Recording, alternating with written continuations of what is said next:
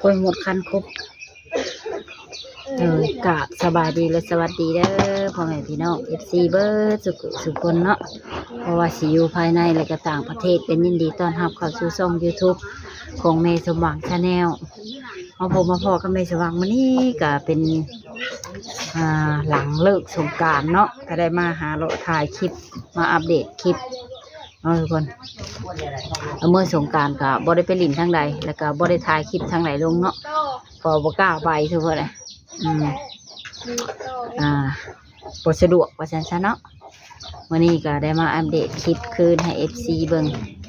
มาหาทางสาวแอนนาเพิ่นเนาะไปแล้วนะเลยก็ฝากกดไลค์กดแชร์กดติดตามในช่องเมย์สมองชาแนลนี่เด้อทุกคนเด้อเพื่อเป็นกำลังใจในการเฮ็ดคลิปต่อไปเนาะแล้วก็ก่อนอื่นต้องกราบขอบคุณ FC ทุกท่านที่เข้ามากดเบิ่งกดชมแต่ต้นจนจบเนาะก็ขอให้ FC ทุกท่านอยู่ดีมีแรงสุขภาพเข้มแข็งอายุมั่นขวัญยืนความเจ็บบ่ให้ได้ความไข้บ่ให้มีแต่สิ่งดีๆเข้ามาในชีวิตเนาะตลอดปีใหม่ที่เข้ามาด้วยเถิดนะสาธุก็โอเคเพื่อบ่เป็นการซักซ่าเสียเวลาเฮาก็ไปไปลงกับสาวแอนนาเพิ่นพร้อมๆกันเลยโดยสบายดีโดยมื้อนี้ก็มาหาแอนนาอีกเนาะ พอๆกันมื้อนี้ก็อยู่เพื่อนสาวแอนนาเองเมื่อก่อนไปถ่ายเพิ่น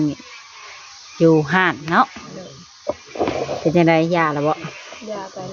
ยาไปแล้วคือฮอดแม่แห้งบ่หรือว่าเนี่ยล่ะก็แบบออกมาแบบพวกกระบอกใส่แล้วนะคือมันเมื่อยเห็นไหมกระหะนี่ก็ยังขาดอยู่นะเป็นก่อนเชียร์เนี่ยเป็นไข่บ่หรือว่าเนี่ยล่ะแต่นั่นตอนชุดนั่นก็แบบอยู่ห้านกับเมื่อยเพราะว่าบ้านเราอยู่สงกรานต์มื้อเดียวก็ลุกบ่ได้เลยได้ลิ้นแต่มื้อเดียวโดยแต่เป็นมื้อที่สองก็ได้ใส่เซลไปน้ำเกลือเลยไปลิ้นสงกรานต์ในลิ้นมีใส่อยู่บ้านเฮาบ่หรือบ้านอื่นอยู่บ้านเฮาไข่แตกเลยเนาะลุกก็บ่ได้เลยถือผู้ว่าป้าแป้งหลายโพดจนไข่แตกหากับพื้นหากระสิไข่แน่มื้อนี้เลยพอดีต่างลบแป้งเลยเนาะพอดีวิทย์สงกรานต์แต่เช้าเอ็นน่าฉลาดได้นายเนาะเป็นยังไงหลังจากที่เปิดใจไปมีคนทักมาหลายอยู่บ่แต่บ่มีใครทักเข้ามาเลยบ่มีใครทักเข้ามาเลยเป็นยังไงเนาะเพิ่นว่าแอนนาบ่จริงใจบ่หรือว่าจังไงเนาะก็บ่ฮู้คือกันเนาะบัดนี้ย่าจากงานแล้วสิไปเฮ็ดงานทางใหม่บ่ว่าสิไปทางวิทย์บุญใหญ่ว่าสิไปไทยสิไปประเทศไทยบัดนี้เฮ็ดแล้วบัตรสปอร์ตเฮ็ดแล้วแหละสิไปกับไผ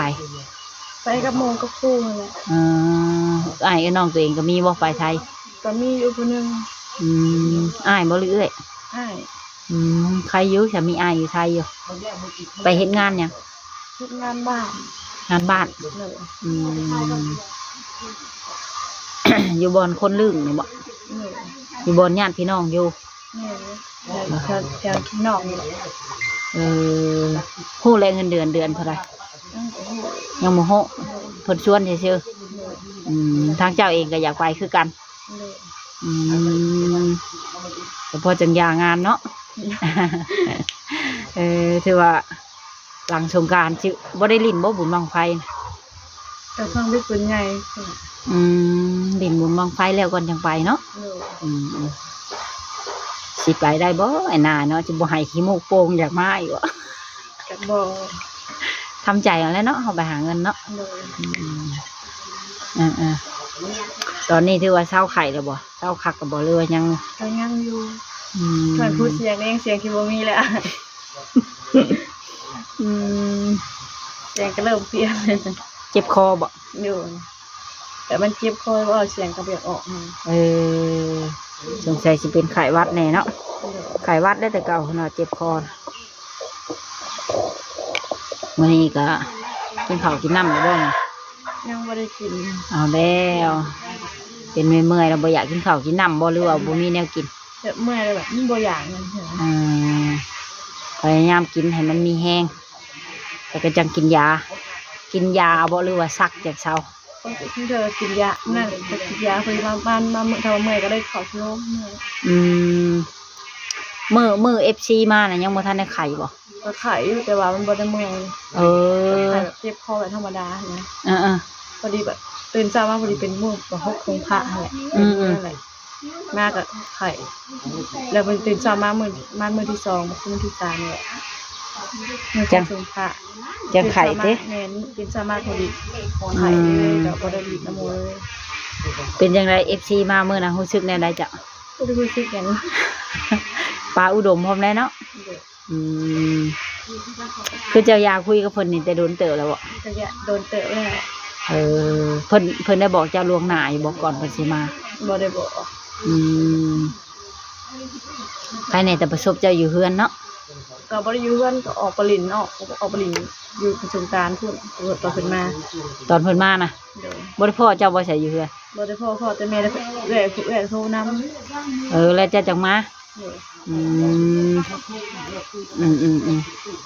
แม่เจ้าก็อยู่เฮือนนี่แหละเนาะอ่า เราบ่ได้ไปใช้ไปใช้บ่ เพิ่น ได้ เพิ่นมาเว้าเรื่องสู่คอบ่หรือว่ามาลิ้นซื่อ มาลินไปซื้อ ๆอืมเพิ่นบ่ได้ว่าจะคำเลยว่าอยากมาสู่คอ บ่ได้เว้า เออทางเจ้าก็อายหัวยุ่มๆอยู่แล้วบ่ บ่ได้เว้าหยังเลย เอน อน อ อยู่ข้างหลังแม่เลยบ่สบายเจ็บคอ อ่าแล้วเพิ่นเห็นแม่เจ้าเจ็บป่วยเพิ่นช่วยเหลือบ่ ให้เงิน300,000 ให้เงิน300,000กีบเฮานี่บ่หรือ3เนี่ยล่ะ 300,000กีบมานี่แหละ คันเทียบเป็นเงินบาทก็อยาก500 บาทเนาะเติมอีก15,000เป็น500 บาทเนาะอืมเห็นมา3คนบ่ มา3คน คนที่1เป็นอะไรไผคนที่1 เอาอยากว่าแบบบ่ได้ว่าน้องเพิ่นทำนะบ่ได้แนเบิ่งหน้าเพิ่นนำ เห็นอยู่บ่ผู้ใส่หน้ากากอะ เห็นอยู่พอดีมาเพิ่นก็ยืนอยู่ตารางนี่แหละแล้วก็สบายดี ทวีตเพิ่นอยู่ตาราง เด้อ อืมเพิ่นขี่รถใหญ่บ่มาเลยรถมอเตอร์ไซค์ ขี่รถใหญ่แบบก็คือรถคล้ายๆรถคือมันเป็นอันกองกับตัวก็บ่ถึงนะ มันเป็นแบบมีผามันขึ้นเองบ่ นี่ รถกระบะนะเนาะ เด้อ รถกระบะแล้วก็มีฮาวเล็กอีก เด้อ อืมบ้านเฮาเอิ้นรถกระบะเนาะชื่อมันจังได๋เฮาก็บ่ฮู้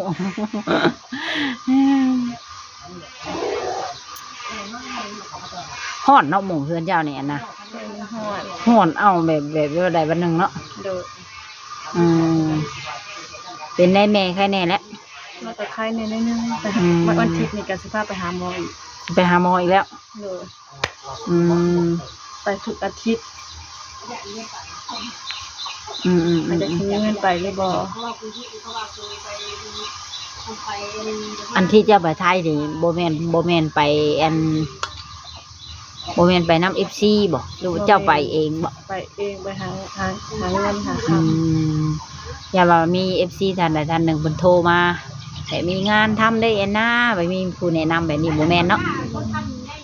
เฮ็ดแต่โดนนำบ่พาสปอร์ตน่ะ ที่จะโดนแล้ว โอ้บัดนี้บ่สิได้ผัวดีเนาะ ไผมาอ๋ออัด3บ่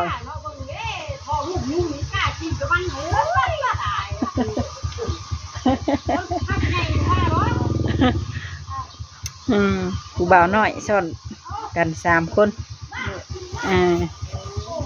เก่งเนาะนี่น้อยก็ขับรถเป็น พ่อแม่เขาสอน แอนนาเคียดขับเป็นบ่ บ่ได้จับแต่โดนแต่ย่านขับบ่เป็น กันรถถีบนี่ขี่ได้เนาะ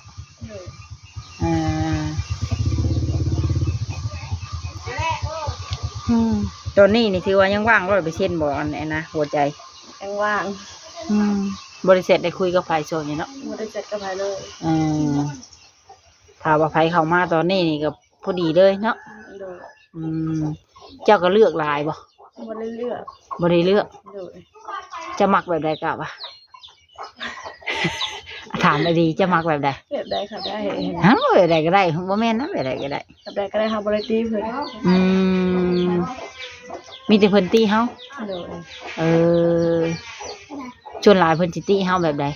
มีบ่เพิ่นเว้าใจ ค่ะหลายคนอยู่แต่เฮาบ่อยากเว้าหั่นนะบ่อยากเว่าถึงเพิ่นเดี๋ยวเพิ่นสิว่าคนลาวสิเว้าสิเพิ่นหั่นนะ อืม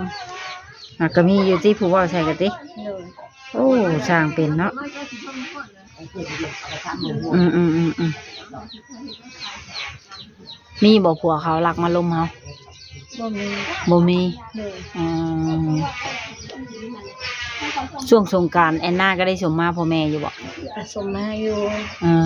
มเฮ็ดตามฮิตตามคองคือหมู่แหล้วเนาะ โดย อืมช่วงนี้เพิ่นย่างได้แน่แล้วบ่ ก็ค่อยย่างไว้ในนึงค่อยเย็กไป คอยเย็กไป โดย เพราะว่าเพิ่นอยู่บ่งเก่าเรื่อยเนาะ มันจะบันกาวแล้วค่อยเย็กไป เพิ่นก็อยากไปลิ้นไปหัวน้ำหมู่ โดย สงสารแม่บ่แอนนะ แต่สงสารเพิ่นอยู่แต่เพิ่นก็งานได้เงินมาจะพาเพิ่นไปหาหมอ อืมเราก็เนาะบัดสิเป็นก็เป็นย้อนงัวเนาะ โดย เลี้ยงงัวเบิดปีเบิดชาติบ่เป็นหยังบัดสิเป็นมื้อเอาเขามาบ้าน โดย อืมตอนเชื่องฮัดเพิ่นเนี่ยแอนนาอยู่บ้านบ่ ก็อยู่เรือนแบบไปหาส่งของให้เขาอะ เออบ่จะทันได้ไปเฮ็ดงานตอนน่ะ ยังบ่ได้ไป อืมอืมทางเจ้ามีหยังอยากฝากถึงหนุ่มๆอยู่บ่ผู้ที่สิเข้ามาใหม่ แต่แบบบ่มีหยังเลยนะ สเปคเจ้าแท้ๆนี่มักคนอายุน้อยบ่หรืออายุหลาย อายุซำใดก็ได้เบิด ซำใดก็ได้เบิดเออคันเอานี่เจ้าพร้อมไปอยู่น้ำเพิ่นบ่หรืออยู่เฮือนเจ้าพี่ แต่เรื่องภายพร้อมกับบ่พร้อมเพราะว่าเฮาอยู่นำพ่อแม่นะ อืมยิงตามคุยกันก่อนเนาะ โดย คำคุยกันถือข้อแล้วก็ไปอยู่น้ำเพิ่นก็ได้ โดย กล้าว่าสิฝากฝังชีวิตไว้ได้เนาะ โดย ไหนหน้าก็หาวนอน กินยาแล้วก็ง่วงแล้วบัดนี้เนาะ โดย อืม คนที่กินยาแล้วยาคือกล่อมให้นอน ยามันกล่อมนอนเด้ก็โอเคเนาะแอนนาก็ขอให้แอนนาเดินทางด้วยความปลอดภัยเนาะ โดย ขอให้พบพ่อเจ้านายที่ดี ได้ดีแล้วก็กลับมาบ้านก็อย่าลืมแม่สมหวังเด้ โยไปพูดนี่สิได้ผัวพลังไปจ้ะ เคยเห็นบุคคลได้ผัวพลัง โอเค คนน้อยๆดำๆคือเจ้านั่นแหละพลังหมักเลยคนน้อยๆดำๆแอนนาก็พอดีเลยน้อยๆดำๆชื่อก็คือพลังแอนนาแหละ ขี่รถวิโก้มาอ้างแม่แล้วบ้าน ก็โอเคเนาะก็ไว้พอกันใหม่ในคลิปหน้าหน่อยนะเนาะ โดย โดยสบายดีโดยกับเป็นจังไรเนาะทุกคนหลังจากที่ได้สัมภาษณ์สาวแอนนาเพิ่นเป็นที่เรียบร้อยแล้วเนาะก็หวังว่าสีถึกมกถึกใจบ่หลายก็หน่อยเนาะถ้าว่าภาพใดหรือว่าเนื้อหาใดคำบอกคำจาใดมันบ่สุภาพเนาะในสมองก็ต้องกราบขอโทษขออภัยเด้อทุกคนเลยก็โอเคเนาะทุกคนสำหรับคลิปนี้ก็สิได้ขอจบคลิปไปเพียงเท่านี้ก่อนก็ไว้พบกันใหม่ในคลิปหน้าเนาะสำหรับคลิปนี้ก็สิได้กล่าวคำว่าสบายดีบ๊ายบาย